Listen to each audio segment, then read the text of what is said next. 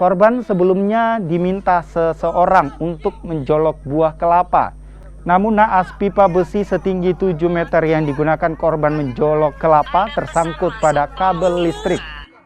Akibatnya, muncul percikan api disertai ledakan hingga tubuh korban terpental sejauh 1 meter. Warga yang menyaksikan kejadian ini langsung membawa korban ke rumah sakit setempat.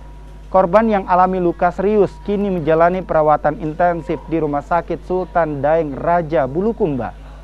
Atas nama Ayub, kurang lebih 20 tahun dan sudah berumah tangga. Beliau ini kesehariannya ini pekerjaannya adalah ahli di bidang menjolok kelapa. Jadi pada saat itu ada warga yang menyuruh untuk menjolok kelapa, tetapi di dekat aliran listrik atau tiang listrik tangan ke kirinya pada saat itu, sehingga masyarakat sekitar melihat dan bersama-sama membantu untuk melarikan ke Bulukumba ini.